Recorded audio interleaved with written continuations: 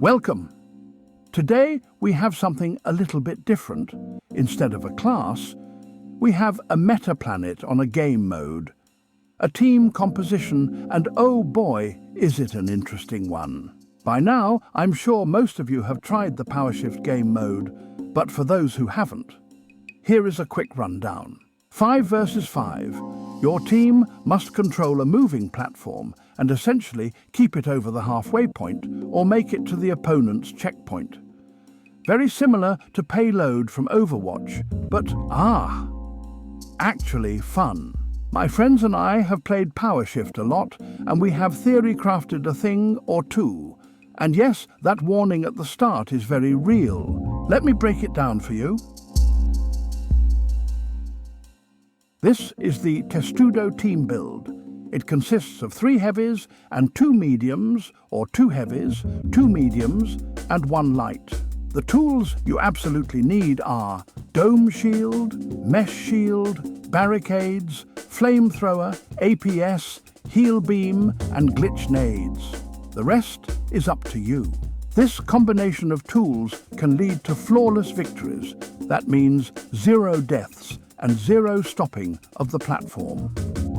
Let me break it down with some very crude drawings. For starters, you will line the sides of the platform with barricades, leaving murder holes for your medium players to shoot out of. Although they are your healers, they are also your spears, your first line of defense. Now let's look at what's going on from the top. Firstly, you will have 2 APS placed down to block any explosive damage, followed by dome and mesh shields covering the top and back of the platform with your healers there in the middle, healing and beaming anything that comes aboard the ship. The heavies should be wielding flamethrowers as a last line of defense for any coordinated push from the enemy. If you are running the comp with 1 light player, you might be wondering, where do they fit in amongst all of this? Well, they are your flex player. They should be playing off the point, making life very annoying and difficult for the enemy team to even begin coordinating together. It's also not a bad idea if you are running 3 heavies instead of a light to let that 3rd heavy go out and be that flex player once they have helped your team set up.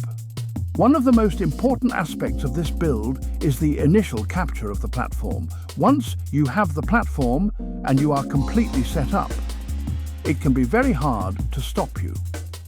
Learn the spawn pathing and get there as soon as possible, get that platform moving and get those defenses set up. Don't be alarmed if you lose the first fight. Retaking is rather easy with the flamethrowers and a bit of team coordination. If you are a flamer, don't be afraid to lay down your life if it leads to the rest of your team to retaking the platform successfully. Now you might be wondering, how on earth do you beat this? Well, a good way about it is to run the exact same composition. Then it becomes which team plays together better. Some other interesting strats I have seen from people trying to counter us are a full team of heavy charge slam sledgehammers. And I must admit, it worked well, but still wasn't quite enough. This build is insane, very hard to beat. It most definitely needs balancing, and at times I have often felt bad for the opponents. So much so, we are now banning ourselves from using it. Use this knowledge wisely and don't meta abuse too hard. Thanks for watching. I'll see you next time. Shield up the whole time. Oh boys, let's try the new game mode. The new game mode.